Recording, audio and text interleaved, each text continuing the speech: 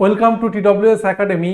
ANM GNM পরীক্ষার্থীদের জন্য যারা 2027 সালে এএনএম জিএনএম পরীক্ষার এন্ট্রান্স টেস্টের জন্য বসতে চলেছ, যাদের স্বপ্ন একটা ভালো কলেজে চান্স পাওয়া, তাদের ক্ষেত্রে একটা বড় সুখবর টিডব্লিউএস একাডেমির পক্ষ থেকে যে আমরা বেসিক ব্যাচ শুরু করতে চলেছি।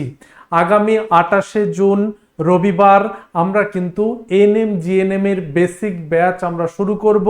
তাই যাদের স্বপ্ন রয়েছে 2027 সালকে ঘিরে যে এএনএম জিএনএম এ আমরা একটা ভালো কলেজে চান্স পাওয়ার সাথে সাথে ভালো মার্কসও তুলব, কিভাবে পড়বো, কি যোগ্যতা লাগে, যারা নতুন শুরু করতে চলেছ তাদের মনে এই প্রশ্নগুলোর উত্তর আমি এই ভিডিওতে দেব। তাই প্রথম থেকে শেষ পর্যন্ত ধৈর্য সহকারে দেখবে, অনেক কিছু জানতে পারবে, নির্দেশনা পাবে। সেখান থেকে আমরা কোন কোন সাবজেক্টে জোর দেব, কি কি পড়বো কি কি পড়বো না, তার সম্পূর্ণ গাইডেন্স কিন্তু এখানে তোমরা অবশ্যই পাবে। তাহলে চলো প্রথমে আমরা শুরু করি যে আমাদের এএনএম জিএনএম এর সম্পূর্ণ গাইডলাইন। যে নার্সিং কিন্তু একটা শুধুমাত্র জব সেটা নয়, নার্সিং হচ্ছে একটা রেসপন্সিবল, অর্থাৎ একটা দায়িত্বপূর্ণ কাজ। যেমন মানুষের প্রতি তেমনই সমাজের প্রতি, তেমনই তোমার কর্তব্যের মধ্যে কিন্তু এটা পড়ে। তো এএনএম এবং জিএনএম যারা নতুন শুরু করতে চলেছ তারা অনেকে জানো না যে স্যার এএনএম এবং জিএনএমটা কি। দেখো, এএনএম এর ফুল ফর্ম হচ্ছে অক্সিলারি নার্স মিডওয়াইফ, আর একটা জিএনএম রয়েছে, সেটা আমরা পরে আসছি। আগে এএনএমটা জেনে নাও। একটি বেসিক নার্সিং কোর্স হচ্ছে এই এএনএম, একটা বেসিক নার্সিং কোর্স। মূল কাজটা কি? মা ও শিশুর স্বাস্থ্য সেবা এবং গ্রামীণ স্বাস্থ্য পরিষেবার দিকে লক্ষ্য রাখা। অর্থাৎ যারা গর্ভবতী মায়ের যত্ন, শিশুর টিকাদান, ঠিক আছে, প্রাথমিক চিকিৎসা, স্বাস্থ্য সচেতনতা, এগুলো কাজের পরিধি। কোথায় কর্মস্থল অর্থাৎ গ্রামের সাব সেন্টার, প্রাইমারি হেলথ সেন্টারে যারা থাকে নার্সিং, অর্থাৎ কর্মস্থল হচ্ছে গ্রামের sub centre, primary health centre, এখানে কিন্তু তাদের কর্মস্থল। এবং কোর্সের মেয়াদ, এটা যে এন্ট্রান্স টেস্ট মানে এএনএমটা, এটার কোর্সের মেয়াদ হচ্ছে সাধারণত 2 বছর। তাহলে এএনএমটা কি? একটা বেসিক নার্সিং কোর্স, যেটা আমাদের যেমন কম্পিউটার তোমরা শিখতে গেলে একটা বেসিক থাকে, একটা অ্যাডভান্স থাকে, ঠিক এরকমই এএনএমটা হচ্ছে একটা বেসিক নার্সিং কোর্স। তো এবারে দেখো জিএনএমটা হচ্ছে জেনারেল নার্সিং অ্যান্ড মিডওয়াইফারি, একটি প্রফেশনাল নার্সিং কোর্স। এটা জিএনএমটা হচ্ছে একটা প্রফেশনাল নার্সিং কোর্স, যার মূল কাজ হচ্ছে হাসপাতাল ভিত্তিক এবং অ্যাডভান্স নার্সিং কেয়ার, যেখানে আমরা আইসিইউ, অপারেশন থিয়েটার, এমার্জেন্সি, ডাক্তারদের সহায়তা করতে দেখি যে সমস্ত নার্সদের, তাদেরকে আমরা জিএনএম অর্থাৎ জেনারেল নার্সিং অ্যান্ড মিডওয়াইফারি বলতে পারি। এবং এদের কর্মস্থলটা কোথায় থাকে? সরকারি এবং বেসরকারি বিভিন্ন হসপিটালে কিন্তু এদের কর্মস্থল রয়েছে।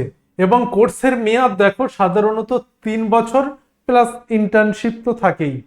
তো জিএনএমটা হচ্ছে অ্যাডভান্স নার্সিং কোর্স, এএনএমটা হচ্ছে বেসিক নার্সিং কোর্স। তো এবারে দেখো যে আমাদের এই যে নার্সিং কোর্স, এটা করার পরে যখন সে চাকরি পাবে, তখন এএনএম যারা সরকারি বেতনে চাকরি পাবে তাদের স্টার্টিং হচ্ছে 18,000 থেকে 25,000, এবং এক্সপিরিয়েন্স হয়ে গেলে তাদের 30,000 প্লাস তাদের বেতন থাকে। এবং এছাড়া সিনিয়র জিএনএম যারা রয়েছে তাদের মাসিক বেতন 50,000 প্লাস কিন্তু থাকে। তাহলে এদিক থেকে আর্থিক স্বাধীনতা এবং নিশ্চিত ভবিষ্যতের জন্যেও এএনএম জিএনএম কিন্তু একটা গুরুত্বপূর্ণ পদ। তো কি যোগ্যতা লাগে? এএনএম জিএনএম পরীক্ষার যোগ্যতা কিন্তু সেম, অভিন্ন। কি যোগ্যতা? 10+2, অর্থাৎ যে কোনো স্ট্রিমে 10+2 অর্থাৎ উচ্চ মাধ্যমিক পাস হতে হবে যে কোনো স্ট্রিমে। তবে হ্যাঁ, সায়েন্স থাকলে অগ্রাধিকার দেওয়া হবে, সায়েন্স থাকলে অগ্রাধিকার পাবে। এবং নাম্বার কেমন পাওয়া যার দরকার? উচ্চ মাধ্যমিকে ন্যূনতম 40 থেকে 45% নাম্বার কিন্তু থাকা দরকার রয়েছে। বয়স সীমা দেখো 17 থেকে 35 বছরের মধ্যে তাদের বয়স সীমা হতে হবে এন্ট্রান্স পরীক্ষার জন্যে। তো 2026 পরীক্ষার যদি আমরা ব্লু প্রিন্ট মানে 2027 পরীক্ষার 26-এ পরীক্ষা হয়ে গেছে, তো 2027-এ যদি আমরা এর ব্লু প্রিন্টটা দেখি যে কেমন কত নাম্বারে পরীক্ষা হয়। টোটাল নাম্বার হচ্ছে 115 মার্কের পরীক্ষা হয়। টোটাল কোশ্চেন কটা থাকে? টোটাল কোশ্চেন থাকে 100টা কোশ্চেন থাকে। 100টা প্রশ্ন 115 মার্ক। অনেকের মনে হচ্ছে না যে কিভাবে সম্ভব 100টা প্রশ্ন নাম্বার কি করে 115 মার্ক হয়? হ্যাঁ অবশ্যই। এখানে দেখো ক্যাটাগরি 1, ক্যাটাগরি 1-এ প্রশ্ন আসে, মোট প্রশ্ন 85টা, টোটাল নাম্বার হচ্ছে নম্বর 85 মার্ক। অর্থাৎ প্রতিটা প্রশ্ন 1 নম্বর করে, 85টা প্রশ্নের 1 নম্বর করে হলে 85 মার্ক ক্যাটাগরি 1। ক্যাটাগরি 2-তে কি হচ্ছে? প্রতিটা প্রশ্নের মান হচ্ছে 2 মার্ক। এখানে টোটাল প্রশ্ন কটা থাকে? টোটাল প্রশ্ন থাকে 15টা। তাহলে 15-র সাথে 2 গুণ করলে টোটাল নাম্বার এখানে আসছে 30। অর্থাৎ ক্যাটাগরি 2-তে 30, ক্যাটাগরি 1-এ 85। তাহলে 85 আর 30 115 মার্কের পরীক্ষা কিন্তু এএনএম জিএনএম পরীক্ষায় কিন্তু থাকে। এবারে দেখো ক্যাটাগরি 1-এ আমি এক্ষুনি আলোচনা করলাম যে 1 নম্বর প্রশ্নের সংখ্যা 85টি, মোট নাম্বার হচ্ছে 85 মার্ক। এখানে কি কি থাকবে? এখানে 6টি বিষয়ের সবকটি থেকেই প্রশ্ন এখানে থাকবে। যে 6টি বিষয় আমরা এর নেক্সট স্লাইডে আমরা দেখাবো যে 6টি বিষয় ক্যাটাগরি 1-এ এখানে থাকবে। ক্যাটাগরি 2টা ইম্পর্টেন্ট, সেখানে কিন্তু এই 6টি বিষয় থেকে প্রশ্ন কিন্তু থাকবে না। দুটি স্পেশাল বিষয়, যেটা হচ্ছে জীবন বিজ্ঞান লাইফ সায়েন্স, একটা হচ্ছে ফিজিক্যাল সায়েন্স। অর্থাৎ ভৌত বিজ্ঞানের ক্ষেত্রে কিন্তু এই জীবন বিজ্ঞান এবং ভৌত বিজ্ঞানের থেকে কিন্তু এই ক্যাটাগরি 2-তে 15টা প্রশ্ন, যার নাম্বার হচ্ছে প্রতিটা প্রশ্নের মান হচ্ছে 2, অর্থাৎ 30 মার্ক কিন্তু এই ক্যাটাগরিতে থাকবে, ক্যাটাগরি 2-তে থাকবে। তাহলে ক্যাটাগরি 1-এ 85 মার্ক 6টা বিষয় থেকে থাকবে, নাম্বার হচ্ছে প্রতিটা প্রশ্নের মান 1। ক্যাটাগরি 2-তে কি হচ্ছে? প্রতিটা সাবজেক্ট থেকে থাকবে না, মূলত দুটি সাবজেক্ট থেকে থাকবে, একটা হচ্ছে জীবন বিজ্ঞান আর একটা হচ্ছে ভৌত বিজ্ঞান, এবং সেখান থেকে নাম্বার হচ্ছে 30 মার্ক। অর্থাৎ 15টি প্রশ্ন 30 মার্ক, প্রতিটা প্রশ্নের মান হচ্ছে 2। এবারে দেখো কোন বিষয় সবচেয়ে বেশি ভালো করে পড়বো, কোন বিষয়টা সবচেয়ে বেশি জোর দেব। ভালো করে দেখো যে ক্যাটাগরি 1 এবং 2-তে বিভক্ত এরকম সাবজেক্টের সংখ্যা হচ্ছে 2টি। একটা হচ্ছে জীবন বিজ্ঞান আর একটা হচ্ছে ভৌত বিজ্ঞান, একটা হচ্ছে লাইফ সায়েন্স আর একটা হচ্ছে ফিজিক্যাল সায়েন্স। তো এই ভৌত বিজ্ঞান এবং জীবন বিজ্ঞান এই জায়গা থেকে সবচেয়ে বেশি নাম্বার, অর্থাৎ 115 মার্কের মধ্যে 75 মার্ক প্রশ্ন কিন্তু এই জায়গা থেকে থাকে। তাই সবচেয়ে বেশি জোর দিতে হবে, সবচেয়ে বেশি ফোকাস রাখতে হবে যে জায়গা থেকে, সেটা হচ্ছে জীবন বিজ্ঞান আর ভৌত বিজ্ঞান থেকে, যে দুটি সাবজেক্টের ক্যাটাগরি 1 এবং 2-তে বিভক্ত রয়েছে। তাহলে কোন বিষয় সবচেয়ে বেশি জোর দেব? এক কথায় বলতে গেলে জীবন বিজ্ঞান অর্থাৎ সায়েন্সের কোর পার্টগুলোতে সবচেয়ে বেশি জোর দেব। এবারে বলবো যে কি কি পড়বে, সেগুলো আসছি। তার আগে 6টি সাবজেক্ট আলোচনা করে নিই। দেখো ক্যাটাগরি 1 এবং শুধুমাত্র ক্যাটাগরি 1-এ যে যে সাবজেক্টগুলো রয়েছে সেগুলো দেখো, জীবন বিজ্ঞান ভৌত বিজ্ঞান তো ক্যাটাগরি 1-এও আছে 2-তেও আছে, কিন্তু শুধুমাত্র ক্যাটাগরি 1-এ আছে ইংরাজি 15 মার্ক, গণিত 10 মার্ক, সাধারণ জ্ঞান 10 মার্ক, লজিক্যাল রিজনিং 5 মার্ক। বোঝা গেল? হ্যাঁ, ক্যাটাগরি 1 এবং 2-তে জীবন বিজ্ঞানে দেখো ক্যাটাগরি 1-এ থাকে 30টি প্রশ্ন। জীবন বিজ্ঞানের ক্ষেত্রে বলছি, জীবন বিজ্ঞানের ক্ষেত্রে বলছি ক্যাটাগরি 1-এ 30টি প্রশ্ন, ক্যাটাগরি 2-তে থাকবে 10টি প্রশ্ন। ক্যাটাগরি 1-এ 30টি প্রশ্ন, ক্যাটাগরি 2-তে 10টি প্রশ্ন জীবন বিজ্ঞান থেকে থাকবে। ভৌত বিজ্ঞানের ক্ষেত্রে 25 মার্ক। কিভাবে হচ্ছে 25 মার্ক? এইভাবে হচ্ছে যে 15টি প্রশ্ন হচ্ছে ক্যাটাগরি 1, ক্যাটাগরি 2-তে হচ্ছে 5টি প্রশ্ন। ঠিক আছে, ক্যাটাগরি 1-এ 15টি প্রশ্ন, ক্যাটাগরি 2-তে 5টি প্রশ্ন। জীবন বিজ্ঞানে ক্যাটাগরি 1-এ 30টি প্রশ্ন, ক্যাটাগরি 2-তে 10টি প্রশ্ন, এইভাবে নাম্বার বিভাজনটা হয়েছে। অর্থাৎ ক্যাটাগরি 1-এ জীবন বিজ্ঞানে 30টা প্রশ্ন মানে 30 মার্ক, 10টি প্রশ্ন ক্যাটাগরি 2-তে 2 মার্ক করে মানে 20 মার্ক, 30 আর 20 মানে 50 মার্ক। এখানে ভৌত বিজ্ঞানের ক্ষেত্রে 25 নম্বরের প্রশ্ন, 15টা প্রশ্ন 15 মার্ক এবং 5টি প্রশ্ন 10 মার্ক, অর্থাৎ 25 মার্ক। বোঝা গেল? পুরো ব্যাপারটা বোঝা গেল? তাহলে কোন বিষয় সবচেয়ে বেশি জোর দেব? সবচেয়ে বেশি জোর দেব জীবন বিজ্ঞান এবং ভৌত বিজ্ঞানের ক্ষেত্রে।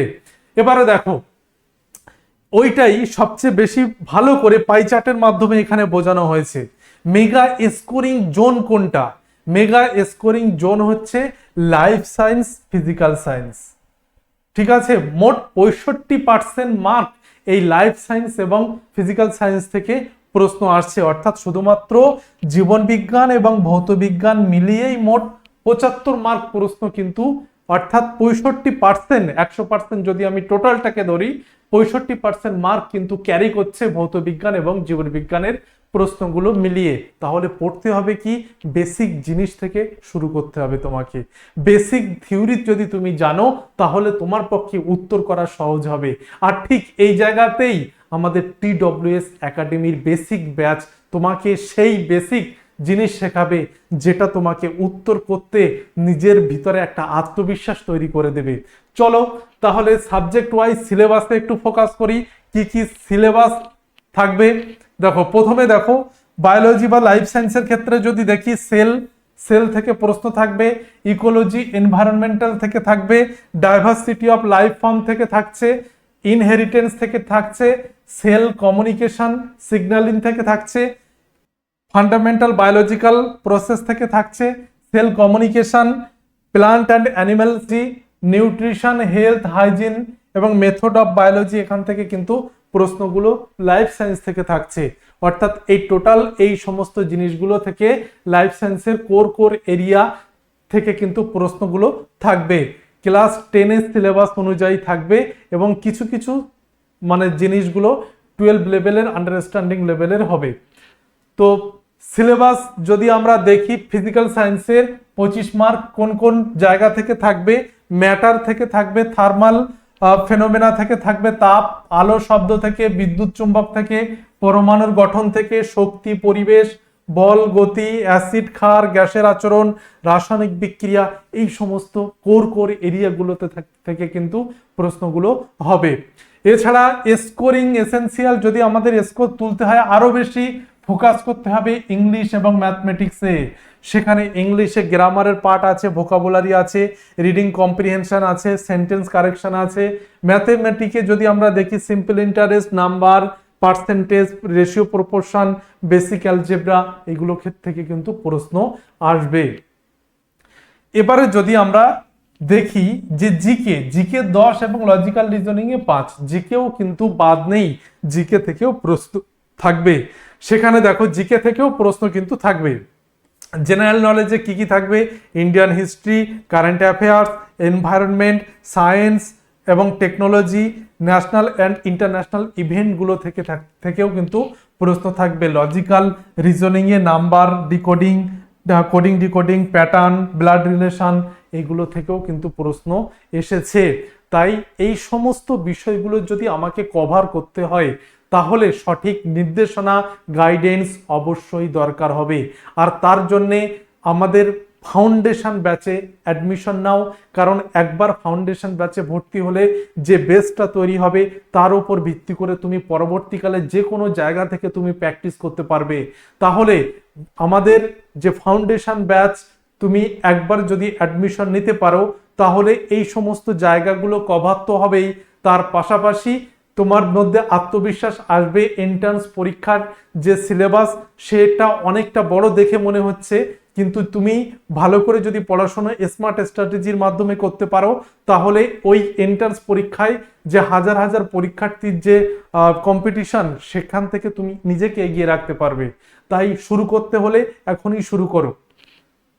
আমাদের চাকরি পরীক্ষার সেরা প্রস্তুতি জন্য TWS একাডেমি অ্যাপ যাদের নেই তারা অবশ্যই ডাউনলোড করবে, রেজিস্টার করবে। এবং তার সাথে সাথে এটাও জানিয়ে রাখছি বারবার যে আমাদের ব্যাচ লঞ্চ উপলক্ষে রবিবার অর্থাৎ 28শে জুন রবিবার আমাদের ব্যাচ লঞ্চ হবে। তারপর থেকে আমাদের 3 দিন অফার কিন্তু থাকবে, অর্থাৎ TWS একাডেমির নতুন ব্যাচ কিন্তু আমাদের লঞ্চ হবে এবং সেখান থেকে 3 দিন আমাদের বিশেষ অফার থাকবে। সেটা কিন্তু সেই অফারে যদি তুমি ব্যাচ নিতে পারো তাহলে অনেকটা সাশ্রয়ী মূল্যে তুমি পাবে। এবং অবশ্যই আমাদের ব্যাচের প্রাইস একদম মিনিমাম প্রাইস, যেখানে দক্ষ আলাদা আলাদা টিচার কিন্তু রয়েছে। এছাড়া আমাদের আলাদা আলাদা যে ব্যাচগুলো এখন চলছে, WBP কেপি চলছে, গ্রাম পঞ্চায়েত চলছে, কেপি মেইন প্লাস WBP চলছে, কম্বাইন্ড 7.0 ব্যাচ চলছে। যাদের যেটা প্রয়োজন সেই ব্যাচে তোমরা অ্যাডমিশন নেবে, কারণ আমাদের যে ফাউন্ডেশন ব্যাচগুলো হয় সেগুলো একদম বেসিক থেকেই শেখানো হয়, যাতে নতুনরা যেভাবে শুরু করতে চলেছে তারা যাতে পরবর্তীকালে ওই পরীক্ষাগুলোতে এক্সপার্ট হয়ে ওঠে। এই কারণে এই বেসিক ব্যাচ শুরু করা হয় এবং বেসিক থেকেই শেখানো হয়।